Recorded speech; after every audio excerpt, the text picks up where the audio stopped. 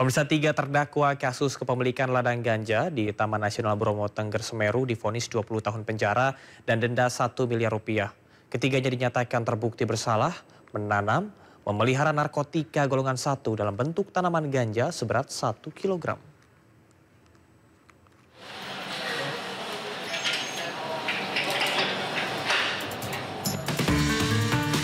Persidangan ketiga terdakwa kasus kepemilikan ladang ganja di Taman Nasional Bromo Tengger Semeru, Lumajang, Jawa Timur digelar di Pengadilan Negeri Lumajang Selasa siang.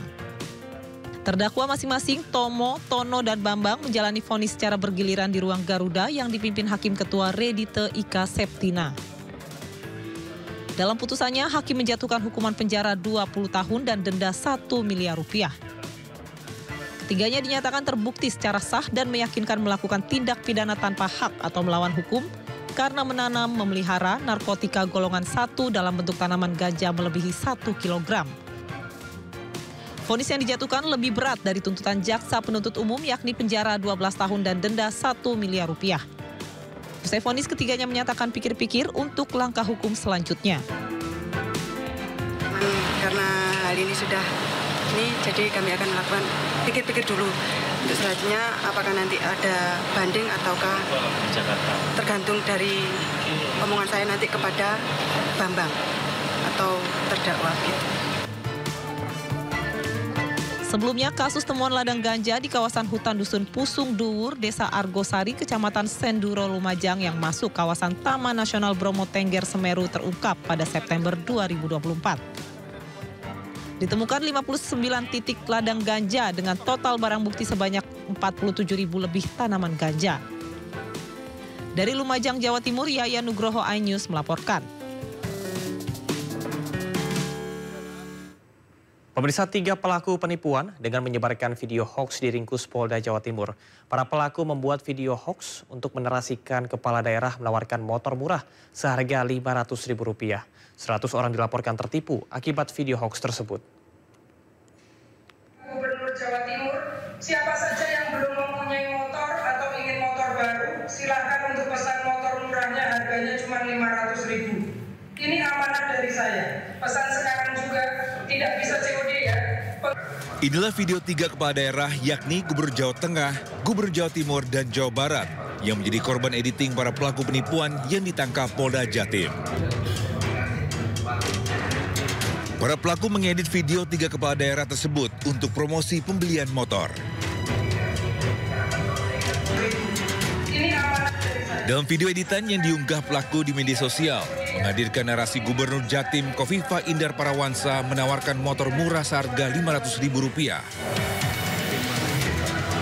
Selain Kofifa, para pelaku juga mengedit video Gubernur Jawa Tengah Muhammad Lutfi dan Gubernur Jawa Barat Deddy Mulyadi.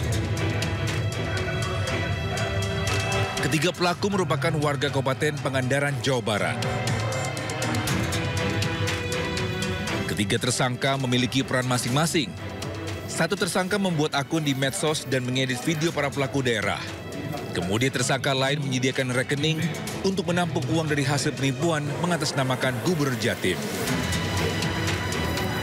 Sementara tersangka lain berperan sebagai pengunggah video yang telah diedit.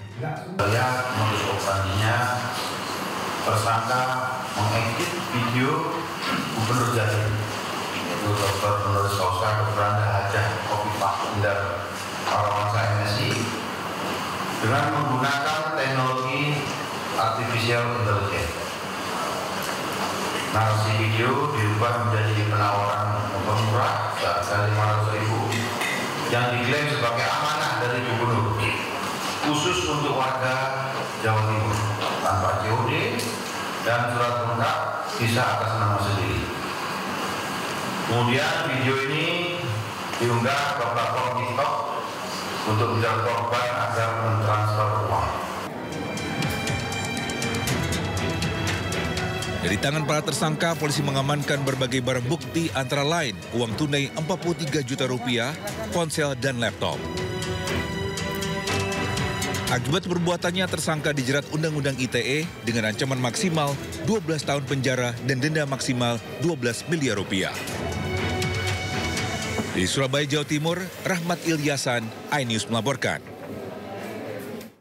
Pemirsa, gaduh ijazah palsu milik Joko Widodo terus bergulir. Didampingi oleh tim kuasa hukumnya, Presiden ke-7 Republik Indonesia ini akhirnya melaporkan ke Polda Metro Jaya.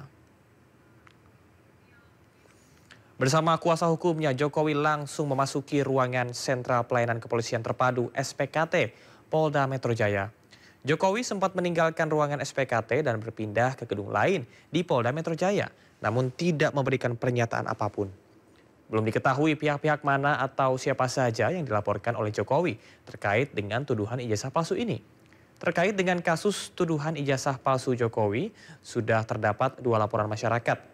Laporan pertama dilayangkan Pemuda Patriot Nusantara ke Polres Metro Jakarta Selatan dan Polres Metro Jakarta Pusat. Sementara laporan kedua dibuat Pradi Bersatu dan dilaporkan ke Polres Metro Jakarta Selatan.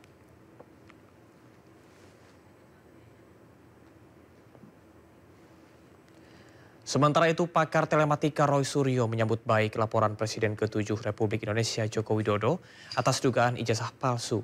Menurutnya langkah ini justru akan menguji kebenaran ijazah Jokowi ke hadapan publik. Joko Widodo memberikan laporan langsung di Polda Metro Jaya. Itu bagus. Berarti masuk tangkap. Berarti apa? Memang dia harus menunjukkan ijazahnya. Karena yang kita tuntut adalah ijazah yang disebut asli. Dan kalau nanti pemeriksaan itu ternyata di luar apa yang kita sajikan selama ini, ya kita siap adu data, adu kebenaran. Insya Allah apa yang sudah saya lakukan, Dr. Risma lakukan, Pak Nisa Fadila Sajada Pur lakukan, dan Dr. Tifa lakukan, itu kita tidak membohongi. Wakil Gubernur Rano Karno atau Bang Dul naik transportasi umum ke kantornya pagi tadi. Bang Dul menggunakan MRT dan Transjakarta untuk ke Balai Kota. Gubernur Jakarta Pramono Anung telah menginstruksikan ASN di DKI Jakarta untuk menggunakan transportasi umum setiap hari Rabu. Pokoknya hari ini setiap Rebo PNS DKI nggak boleh pakai mobil pribadi, harus pakai umum. Kita naik MRT dulu. Wakil Gubernur Jakarta Rano Karno alias Bang Dul naik MRT dari stasiun Lebak Bulus Jakarta Selatan tak jauh dari kediamannya. Sesuai instruksi Gubernur Jakarta, karyawan Pemprov Jakarta diimbau menggunakan transportasi umum untuk ke kantor setiap hari Rabu. Bagi Bang Dul, menggunakan transportasi umum bukan hal baru. Sejak menjabat sebagai Wakil Gubernur, ia telah menggunakan transportasi umum untuk ke kantor setiap hari Senin. Ya artinya gini, sebetulnya sebelum ada ya perintah atau arahan Pak Gub, saya sebetulnya hampir setiap Senin dari rumah. Kebetulan saya masih tinggal di Lebak Bulus karena memang sampai hari ini rumah dinasnya belum jadi. Tapi memang lebih buat saya lebih enak. Ya artinya kemacetan bisa kita hindari. Dari Lebak Bulus mungkin sampai kantor setengah jam ya. Sebetulnya itu menjadi report. Menjadi report kita nanti pasti ada ya atasannya akan ngecek betul nggak kamu ya Pak, ini buktinya Pak, itu aja sebetulnya. Sama juga dalam arti kata maaf nih, dulu waktu saya anggota DPR itu setiap hari datang ke kantor harus selfie karena itu menjadi bagian report kita kepada ya komisi segala macam. Untuk mencapai kantornya, Rano Karno transit di halte Bundaran HI dan melanjutkan perjalanan dengan bus Transjakarta ke Balai Kota. Menurut Rano Karno, terdapat sekitar 40.000 ASN di Pemprov DKI Jakarta. Jika program ini dapat dilakukan sepenuhnya, akan berdampak signifikan terhadap kemacetan jalan, juga polusi udara di Jakarta. Kebijakan ini diatur dalam Instruksi Gubernur Daerah Khusus Ibu Kota Jakarta Nomor 6 Tahun 2024 yang mewajibkan ASN untuk naik transportasi umum setiap hari Rabu. Tim Liputan iNews melaporkan.